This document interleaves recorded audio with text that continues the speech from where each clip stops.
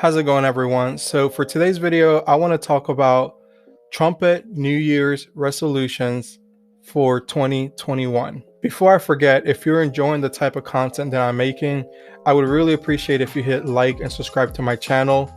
It really does encourage me to keep going and gives me an idea for what type of content you're looking for. At the end of every year, I like to reflect on what were some of my musical accomplishments. This can be anything from a performance, a technique that I got better at, or maybe a certain equipment that's been really helping me improve my playing. I then take that information and use it to help me come up with new goals for the upcoming year. I believe that setting goals is important to improving as a musician. Sometimes we just practice and don't really have any end game. I think the more deliberate you can be in your routine, in your practice, the more efficient and effective and the more results you're ultimately going to get out of your practice time. So to give you an example of what it is that I'm talking about, in 2020, I really set out a goal for myself to find mouthpieces that would help me play the type of jobs that I've been getting called to do. So I get a lot of calls to do top 40 music, salsa band, Latin bands.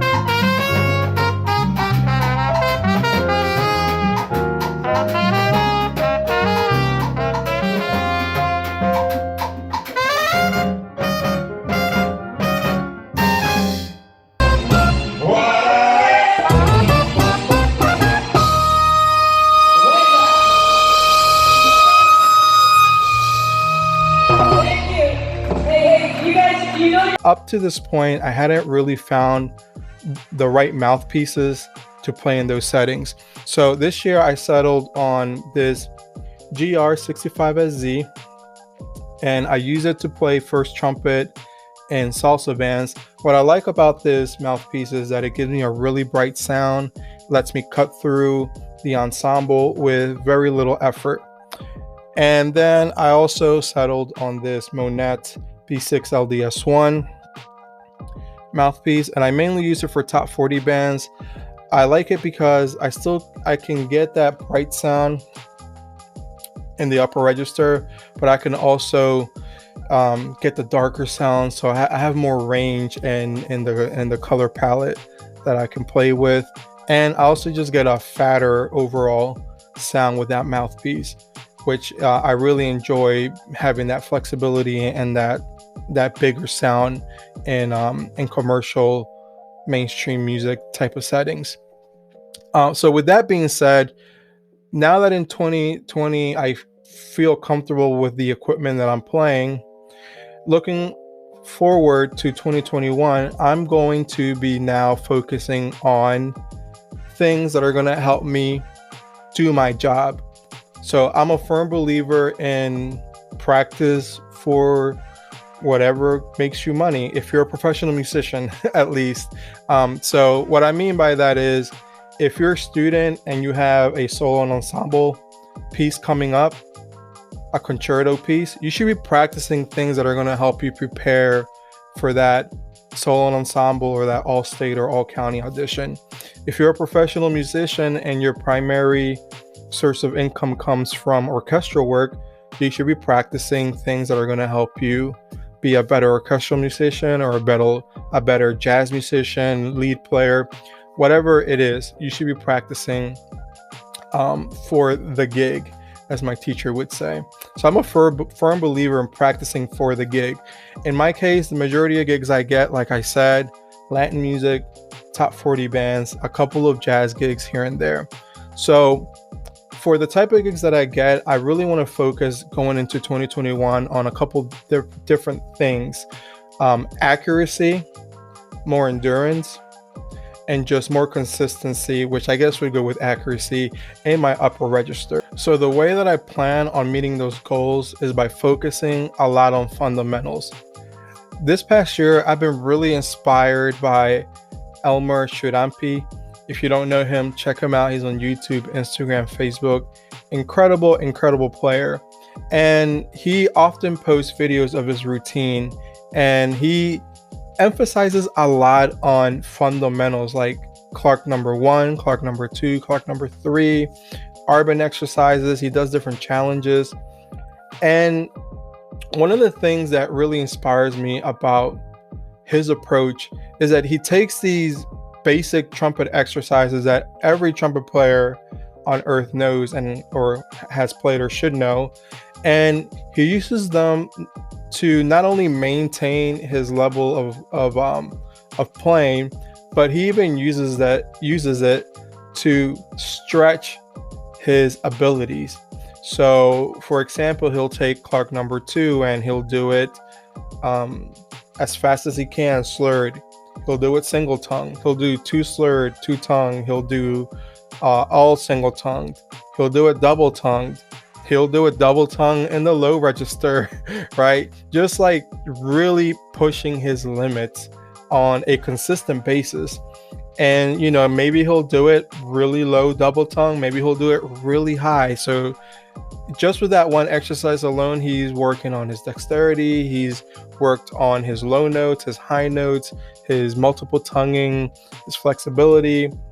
And just seeing how efficient he is with these very basic exercises, it made me realize that maybe I should revisit some of the old Arbin exercises, some of the Clark exercises, and really try to push myself and use those exercises to stretch my playing. With that being said, one of the things I also admire about Elmer is that he has a full-time gig with the Houston Symphony, and it's really motivating and really inspiring, seeing how he has this incredibly intense playing schedule of performances and rehearsals for his symphony orchestra job, but he still has enough chops to like stretch himself at an incredible level in his personal time, and also do YouTube videos, and also go to like salsa gigs and do all this other extra playing. So for me, I find that inspirational because I've been really cautious about pushing myself too hard. I always kind of struggle with trying to find that balance of, hey, I have this heavy work schedule of playing 3 to 4 nights a week, doing really intense playing. How do I balance it out where I give my chops rest, but I still practice and get better, but I don't blow out my lips in the process, right? So it's been a really delicate balance that I've been flirting with. But after seeing the Elmer Churampi's videos for this entire quarantine season, I mean, this guy just goes full blast, all out, and it just seems like he's unstoppable.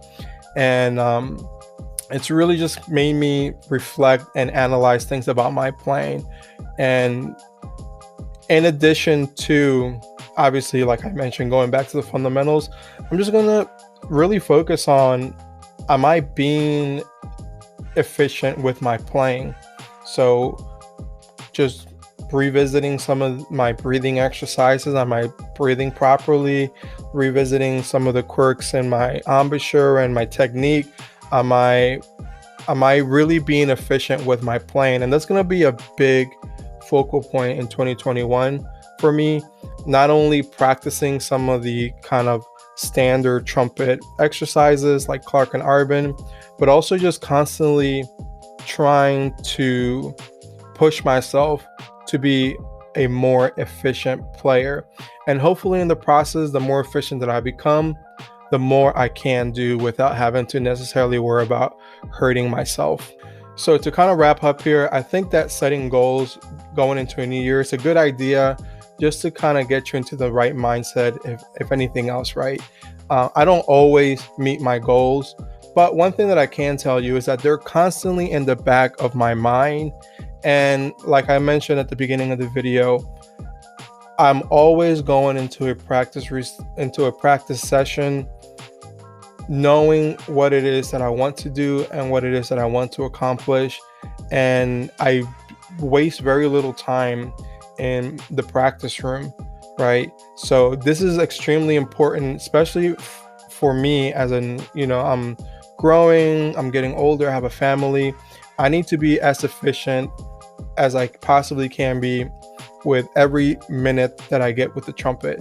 So yes, I don't always meet my goals, but the level of focus and intensity, just by kind of starting the year with that mindset of, hey, this is what I did before, this is where I want to get, and this is how I'm going to do it, stays in the back of your mind and just kind of sets you in the right mindset for how you approach the instrument for the entirety of that year. So if you're not a person that likes to set goals or approach the new year in that type of way, I would definitely consider it. As a matter of fact, the more that you can actually do this process, the more beneficial it is. I don't just do it at the end of every year. Every couple months, every once in a while, throughout the year, I'm constantly thinking about, hey, how can I make this better? How can I improve? And I think one of the main problems that a lot of young students make is that they're just kind of all over the place, especially college students who get asked to do the jazz band, do the symphonic band, do this and that and that. It's really hard for them to kind of like center their mind and center their thoughts and just kind of focus on a singular thing. So I really encourage it. Let me know, do you guys come up with goals, and short-term and long-term goals? Let me know how you feel about it. Personally, it's been helping me a lot, and I plan on kind of keeping you updated with how my progress goes throughout this year. So that's another reason for making the channels, to hopefully keep me accountable, and also for me to have a record of what I've been doing. So yeah, I look forward to it. Happy New Year to everyone. Leave some comments below. Let me know. Do you have a routine? Do you set goals? And I would love to hear what it is you have going on. Email me if you have any questions, and peace out.